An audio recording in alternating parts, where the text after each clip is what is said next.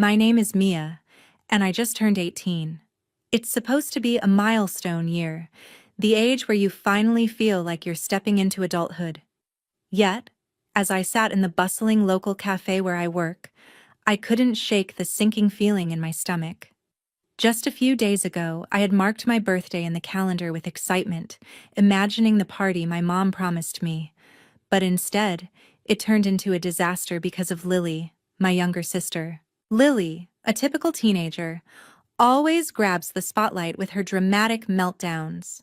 And this time, when Mom refused to buy her the latest gadget, she acted out in a way that made everyone in the house forget my birthday. "We can't trigger her tantrums with a big celebration," Mom said, her words cutting deep. The pain of being overlooked on a day that was supposed to be mine was unbearable.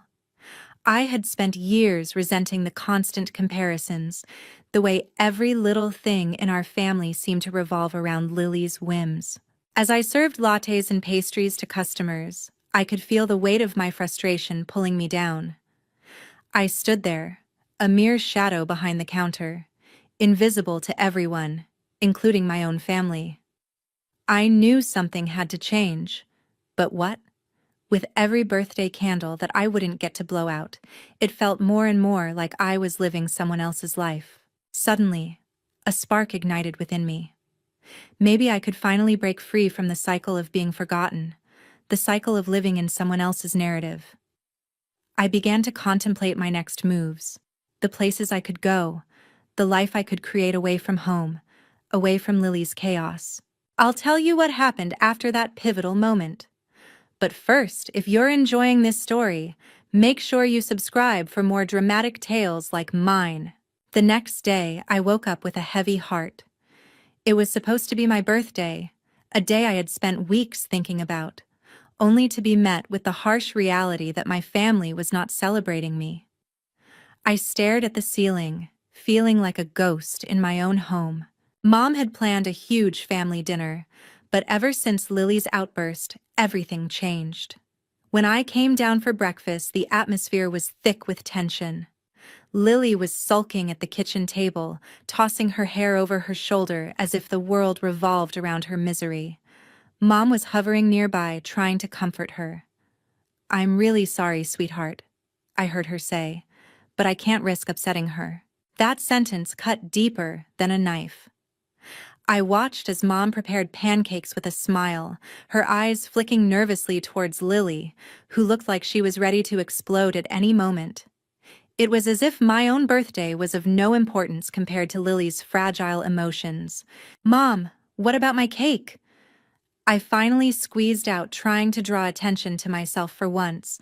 The conversation immediately stopped, and all eyes turned to me. Lily frowned, folding her arms defiantly. "Can we not talk about that right now?" "Lily needs tending to," Mom replied, completely dismissing my attempt. I felt my frustration boil over, but I held my tongue. I had always been the responsible one, the one who avoided making a scene. Yet, apparently, being quiet and accommodating only meant I remained invisible.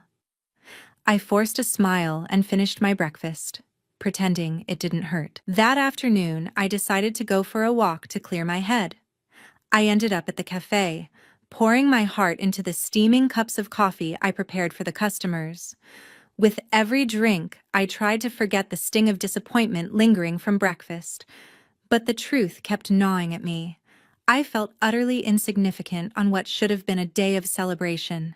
As I worked, I overheard a couple of regulars talking about their teenage years, their excitement about birthdays, and the kind of memorable moments that I had always dreamed of. It was painful to listen to, but it made me realize something. If I wanted to create my own story, I would have to be the one to take the first step. Maybe it was the way my grandpa pulled out a chair like he was making room for me at their table, and not just in their schedule. Maybe it was the exhaustion finally catching up with me. I told them everything. The canceled birthday. The decision made over my feelings. The way I packed my life into a bag and left without anyone noticing. We always knew there was favoritism. my grandpa admitted quietly, his jaw clenched. But we didn't realize it had gone this far. My grandma took my hand. You were always the one holding everyone together, Mia. You kept things running so smoothly that nobody realized how much they depended on you. Maybe it's time they find out. Their words struck a nerve. I wasn't just running away anymore. I was testing a theory. What happens to a house when the invisible pillars walk out? That week, my phone lit up with messages. At first, they were casual. Hey, where are you? From my mom. Did you take my charger? From my sister, like I was still just down the hall. I didn't answer right away. I went to work, poured coffee, laughed with customers, and strummed my guitar during breaks. I started sharing more of my music on social media, tiny clips of songs about being overshadowed, being the forgotten child. Comments trickled in. This hits hard. I felt this my whole life. You're not alone. For once, my voice was echoing somewhere outside my house. Then the tone of the messages shifted. Mia, this isn't funny. Where are you? You can't just disappear like this. A missed call from my dad. 10 missed calls from my mom. A long message from my sister. So you ran away because you didn't get a party? Are you seriously that dramatic? That one made me laugh. Short, bitter, but real. I took a screenshot, not to expose her yet, but to remember how quickly the narrative could flip. The girl who cried her way into canceling my birthday was now accusing me of being dramatic. One night, as I sat on the back steps of the cafe with my grandparents, my grandpa said something that cemented everything. You know, he murmured, sipping his coffee, sometimes the kindest thing you can do for people who take you for granted is to let them feel what life is like without your support. Not to destroy them, but to wake them up. I realized then, my leaving wasn't just an escape. It was the beginning of a lesson my family had avoided learning for years. The question was, how far would things have to fall before they finally understood? It didn't take long for things to start cracking. News travels fast in our town and faster in our family. One afternoon, while I was wiping down tables during a slow hour, our neighbor Susan walked in, looking unusually tense. She ordered a coffee, then leaned across the counter. Mia, your mom is losing it, she whispered. Your sister's been acting out like crazy, screaming matches, throwing things, skipping school. Your dad left for work this morning with a suitcase. I'm not sure if he's coming back tonight. For a second, my stomach dropped.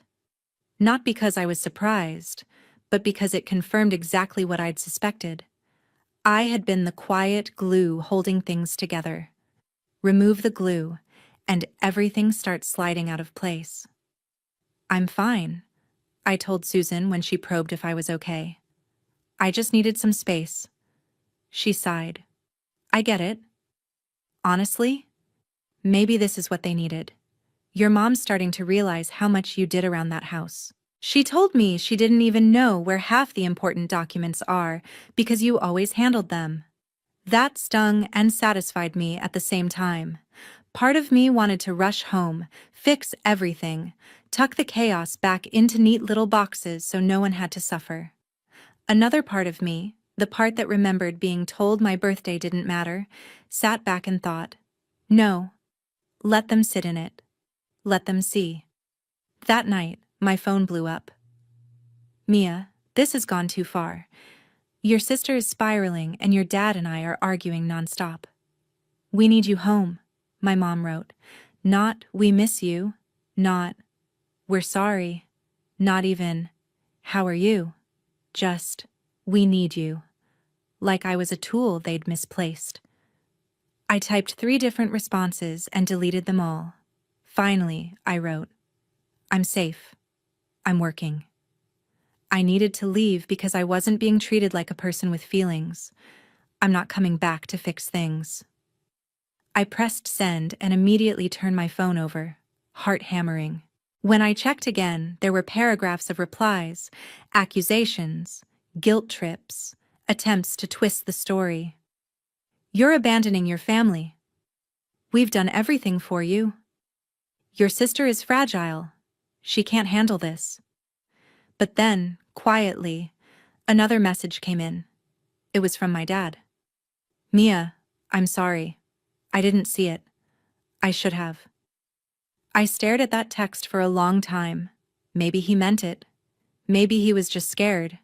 Either way, I didn't fully trust it yet. Meanwhile, my social media posts were gaining traction. I never mentioned my family by name, never revealed personal details, but my songs about being the invisible sibling, about birthdays that weren't celebrated, about leaving home to save yourself, those resonated. People commented things like, "My younger brother was the golden child, I felt this," and "Sometimes going no contact is the only revenge you can safely take." One comment hit me hard. The most powerful revenge is building a life that proves they were wrong about you.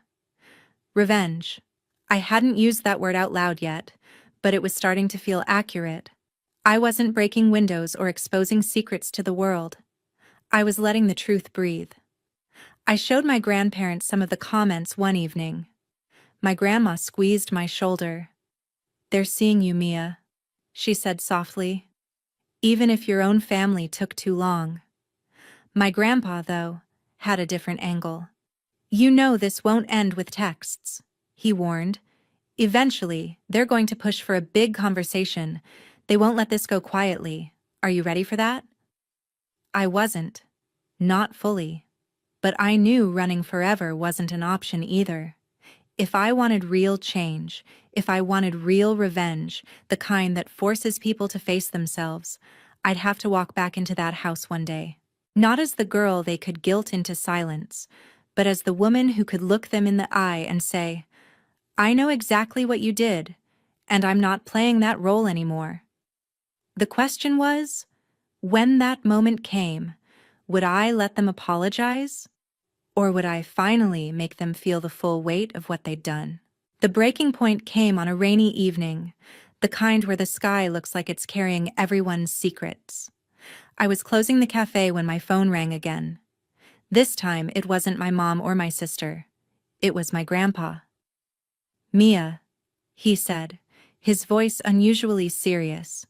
"Your parents came by the house today." My heart jumped. What did they say? "Your mom is shaken. Your sister had another meltdown. Apparently, she's been telling people at school that you're selfish, that you abandon them for attention. Your mom wanted us to talk some sense into you, to convince you to come home and help them get back to normal." I could practically hear the air quotes around normal. I laughed bitterly. Of course. Back to normal means back to me absorbing everything so no one else has to change. "That's what I told her," he said calmly. "Your grandma and I made something clear today. We're not going to help them drag you back into the same role you had before. If there's going to be a conversation, it needs to be on your terms." That was new. That felt like backup. For once, someone older than me wasn't asking me to be the bigger person just to keep the peace. "What did she say?" I asked. "She cried," he admitted. "She said she feels like she's losing both her daughters and her marriage.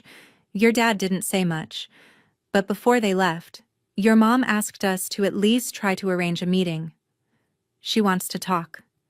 She says she wants to understand." I'd heard that word before, usually followed by explanations about my sister's conditions and emotional needs. But this time I had leverage. I had distance. I had proof. "Okay," I said slowly. "I'll meet them. But not at the house. At your place. And I'm not coming alone, emotionally or otherwise."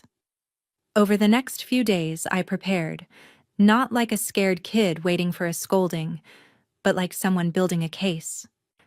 I printed out screenshots of messages where my needs were brushed off to cater to my sister. I organized notes of specific memories. Birthdays overshadowed, achievements ignored, apologies that never came. I even dug up an audio recording I'd accidentally captured once. my sister bragging to a friend on a call, saying, "If I cry long enough, Mom cancels anything for me. She doesn't care who she hurts, as long as I calm down."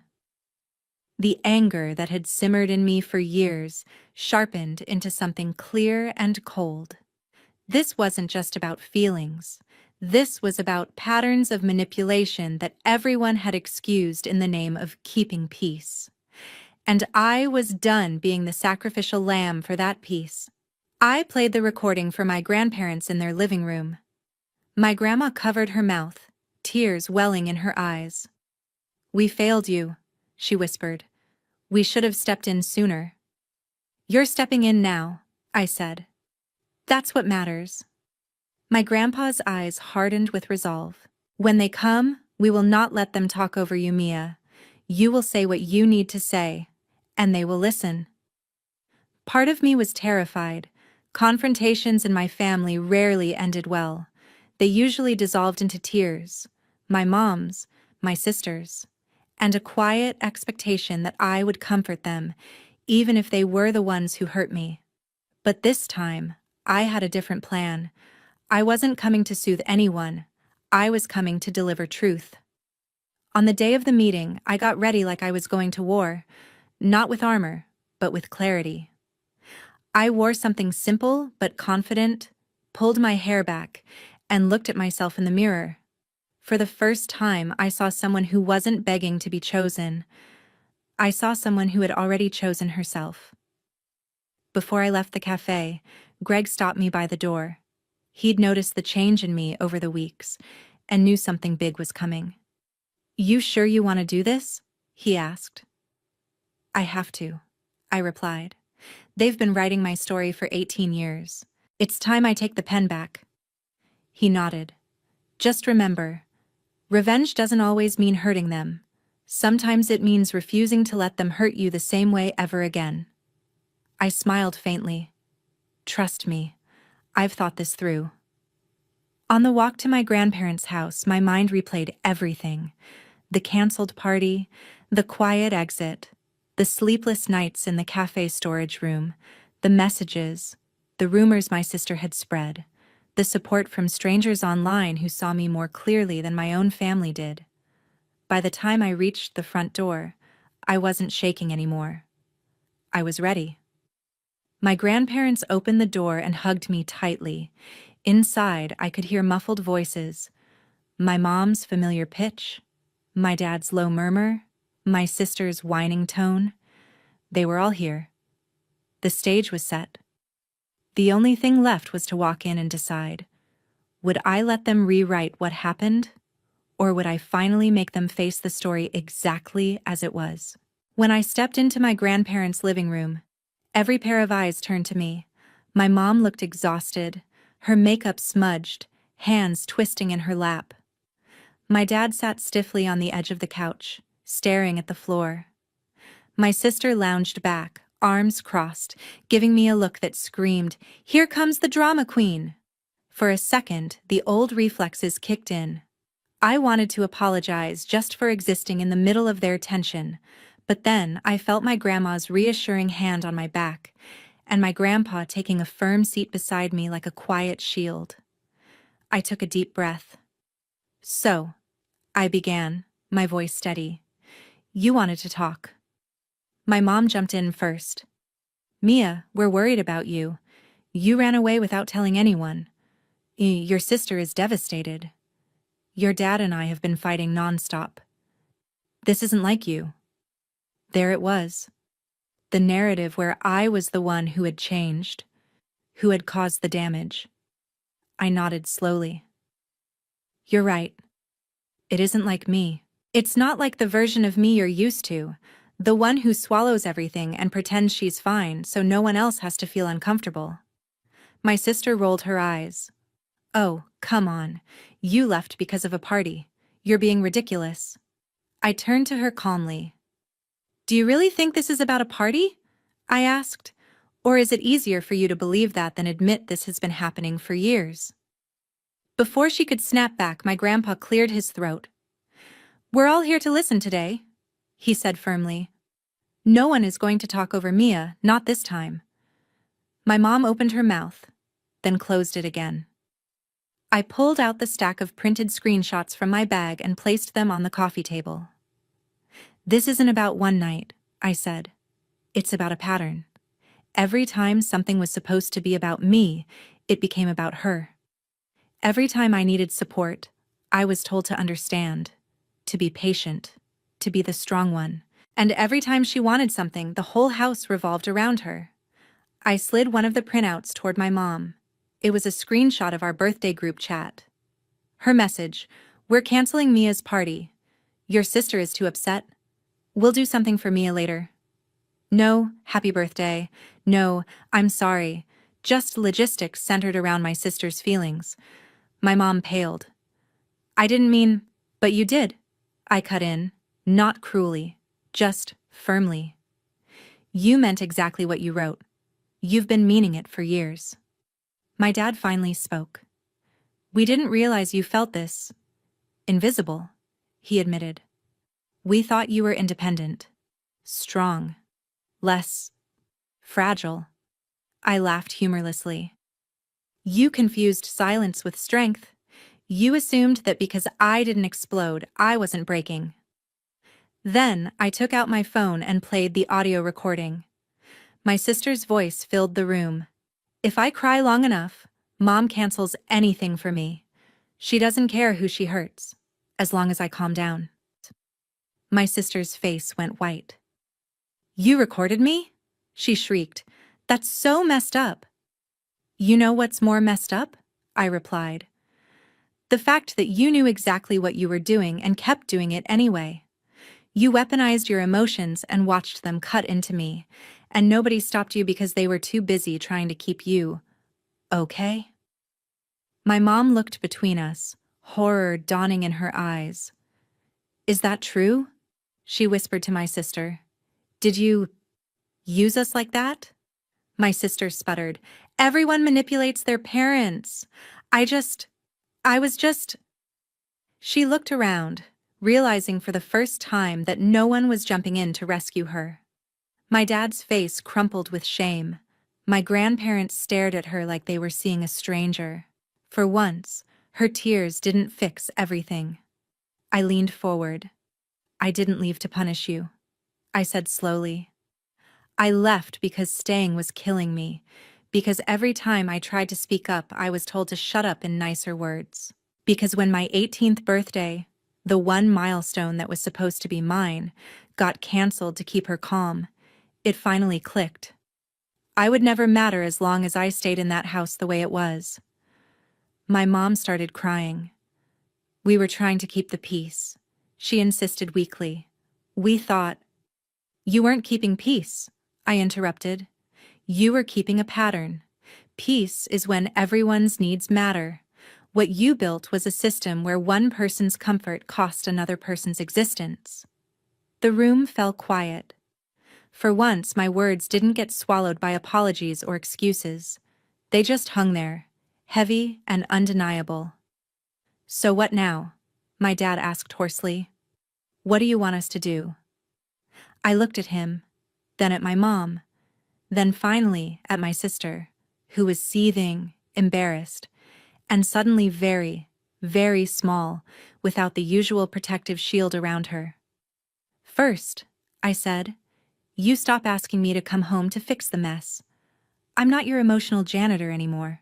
You learn how to parent both your daughters without sacrificing one for the other. You get her. I nodded toward my sister. Whatever help she actually needs instead of letting her tantrums run the household. And you stop pretending this was all just a misunderstanding. My mom swallowed hard. And you? She asked quietly. Do you ever plan to come back? I took a deep breath. I don't know, I said honestly. Right now, I'm building a life where I'm not invisible. I have people who see me, who value what I do. I have music. I have space to breathe. I'm not giving that up to return to the same role I had before. My grandma nodded approvingly. My grandpa leaned back, satisfied in that subtle way old men do when justice finally brushes past their doorstep. My mom sobbed harder, but this time I didn't rush over to comfort her. My sister glared at me, but her usual sharp words were gone, swallowed by the sound of her own exposed manipulation. My dad wiped his face, looking at me like he was meeting me for the first time. "You're right," he said quietly. "We failed you. And if you don't forgive us now, or ever, I understand." Hearing that didn't erase the hurt. It didn't magically fix 18 years of being sidelined, but it did something important. It shifted the weight. For the first time in my life, the guilt wasn't sitting on my ribcage. It was sitting where it belonged. On them. I stood up, feeling lighter and heavier all at once. "I don't know what our relationship will look like in the future," I said. "Maybe we rebuild something new. Maybe we don't. But I do know this. The version of me that lets you walk all over her is gone. If you want me in your life, you're going to have to make room for me as an equal, not an afterthought." I walked to the door, my grandparents beside me. No one stopped me. No one demanded I stay and fix the shattered mood. Outside, the air felt different, clean, honest. I checked my phone. A new comment had appeared on my latest song. "Sometimes the best revenge is finally choosing yourself and letting the people who hurt you sit with what they've done." For once, I fully believed it. So that's what I did. I went back to the cafe, to my music, to the life I was building piece by piece. My family? They were left to face the chaos my absence exposed and decide whether they'd grow from it or drown in it. If you were me, would you ever move back in after everything? Or would you let your revenge be the life you build without them at the center?